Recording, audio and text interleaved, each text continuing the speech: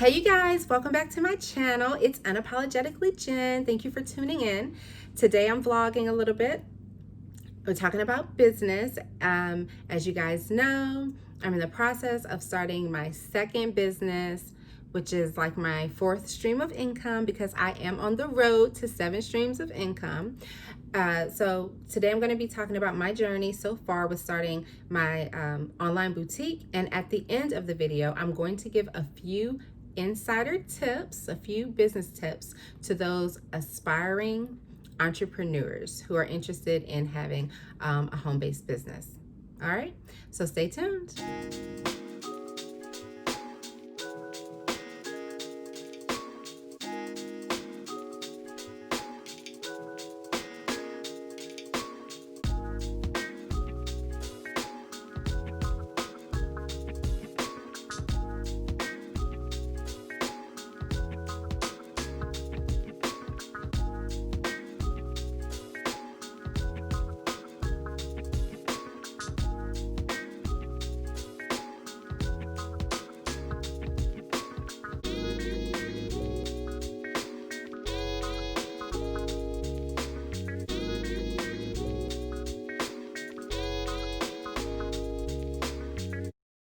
Ordering merchandise. Another aspect of this part of business where you got yourself set up and now you got to put the pedal to the metal and get it done. It's fun, like online, looking for merchandise and looking for inventory. It's super fun, but it's also time consuming more than anything. It's very time consuming. You go to the vendors and wholesalers that kind of get your information and they take a couple days to get back to you. You have to sign up, you have to put in your legal information, they got to verify you. Sometimes it's done immediately, sometimes it's a day or two before they verify you, and then you get in there and see that they don't have anything that you like, so you wasted time. But then like with Alibaba, you have all these vendors that you can choose from, right? Which is good because you have options, but in those options a lot of the vendors have the same merchandise. Vendor A may have the dress that you want cheap, at an affordable price, but then the shipping might be outrageous. Or the shipping is affordable, but the delivery time is 30 days. So, and I'm right in the middle. I'm starting at a weird time in the middle of summer. I'm launching. So I'll probably do like one order, maybe 2 orders of summer stuff, and then everything else is going to be like transitional pieces, something that can transition over from summer into fall, because you have to consider delivery time, and you have to consider with the pandemic going on, I don't know how that's going to affect delivery time right now.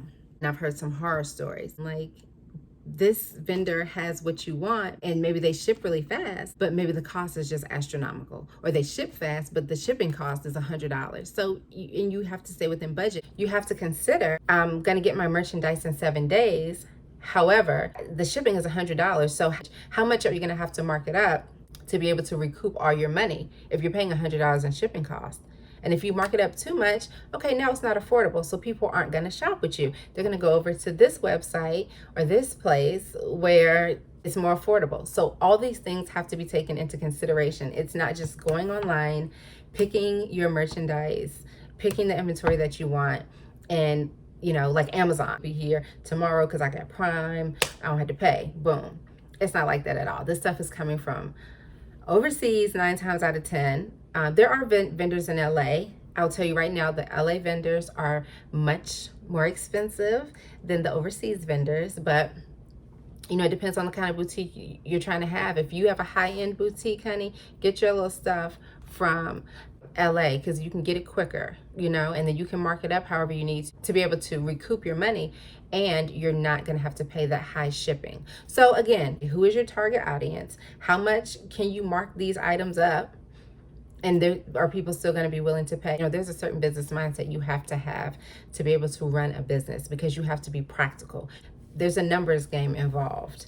So it's been very tedious. I spent days and days and days online looking at merchandise. And then it's sight unseen, right? So I have to not only look at the merchandise, consider how much it costs, consider how much shipping costs, consider what sizes do I want to get. How does it run? How does it fit? I don't know. You got to read the reviews to find out if it runs large, if it runs small, if the material is cheap, if it's see-through. You got to consider all of that. I ain't gonna charge nobody $20 for an outfit that's made out of cheap cotton. I model my inventory off of myself, and I am a little classy, a little bougie, and a little ratchet. So I use myself as my target market. Myself, my friends, women like me, women who follow me on social media, women who I follow on social media, and things like that. So as well, I got my first shipment of inventory in today, and I'm so excited. And this is from an accessories vendor. It did come from overseas, but it only took it 6 days. So I ordered this last Friday. Today is Thursday, and it is here right on time. Once I ordered it, they sent me an email saying it would be here Thursday by 9:30, and it got here Thursday. It got here this afternoon. So, okay, I'm excited. I'm so excited. This stuff looks really good. I was concerned about the size of the merchandise, honestly. I'm a big earring wearer.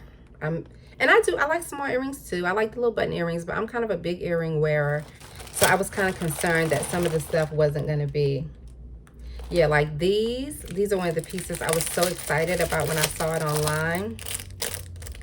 I thought it was super cute, but I was concerned about the size. I feel like these would be much cuter if they were humongous, and they kind of small. And now I'm looking at these. So they already come in a little bit of plastic.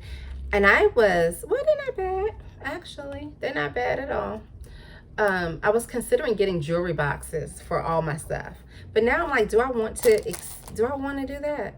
When I can just put a cute little tag on it, you know, with my logo and my brand on it. They're not bad. I mean, they're kind of small, but they're cute. I'll price them accordingly. I'm excited, you guys. I'm super excited. So initially, I was going to only do accessories and jewelry, but I've decided I'm going to do clothing as well. Now, these little bangles are small. Now, this is what I'm talking about. Because, you know, overseas, sometimes the people can be a little smaller than we are. Well, it's not bad. It's not bad. It's a bangle. It's not really bad. This is my signature piece. I have decided on a signature piece for my line because of the color and the style. I just liked it, and I was like, oh, that's gonna be the signature piece. I can't hook it right now because I'm busy talking. It somewhat meets my expectations. I definitely think these will sell. I've decided I'm going to do clothes. I've ordered my first round of merch. It should be here in like 7 to 10 days. I think it's a couple of tops. I didn't go hardcore. I didn't get any smalls. If you're ordering from overseas, unless you're ordering for children or teens or like juniors, do not get smalls because they're going to be super tiny from what I understand from reading the reviews. So I ordered mediums, larges, and then some extra larges depending on what the items were. And I didn't order a bunch of pieces. That's kind of like baiting people too, like, oh, I'm sold out already, so that it seems like it's in high demand. But also I just didn't want to spend a bunch of money not knowing if I could move the inventory and make my money back. And I wanted to kind of just do a trial run and see how quick it's gonna come, if it's gonna be worth the investment. This order of jewelry that I got, I ended up spending like $138. This bag of merchandise that I got, which is earrings and bracelets. That's it, a whole bag of earrings and bracelets. It was like $138. There are a couple of earring sets that I had in my cart, but with this particular vendor that I used, once you place your order, they charge you for what they have, and if there's something that they're out of or they need to restock, they just don't send it to you. Like, they don't tell you at checkout that it's not in stock. If I would have known that, then I would have ordered a few more pieces because I was planning on doing like a $150 purchase. It ended up being like $138. The shipping was free because it was my first time ordering from them, and it got here in 6 days. Again, be careful with the vendors because they could have only charged me like $50. Like, if most of the stuff was out, I wouldn't know until you get your receipt. So you place your order, they process your order, and they send you an invoice. I didn't know until my order had been processed, like the next day, that a few of the items weren't in stock. So it's kind of like, well, dang, if you would have told me beforehand when I was, you know, in my cart, I wouldn't have gone back and ordered more stuff. But that's the only downside to it. I ordered a set of 2 tops today. Should be here in 7 to 10 days. I'll do an unboxing of that. Tonight, I'm probably going to go on and order the rest of my merchandise that I want to order. They have a good rating, so I'm like, I may just go with it. I mean, it's not a bunch of money. It's less than $200 for all this merch, for like 13 pieces. But I'm trying to get my pieces here so that I can go ahead and launch and start making money and flip these pieces and get them sold before summer so that I can get moving into the fall collection. So I told you at the end of the video I was going to do some business tips. What tips do I want to give you guys today? All right, real quick. You want to start a business? Let's start right here. Decide what kind of business do you want to have. After you decide what you want to do, you need to research and find out, first of all, if people are in need of whatever service or item that you're going to be offering. Do people need it and do people want it? Is there a market for it? Okay. Who's your competition and how's your competition running the game? Meaning, what are they offering and what are they charging and how are people responding to them? And how are you going to set yourself apart from the competition, right? Because if you got competition, they're doing it, they're making money for it. Where do you fit in there?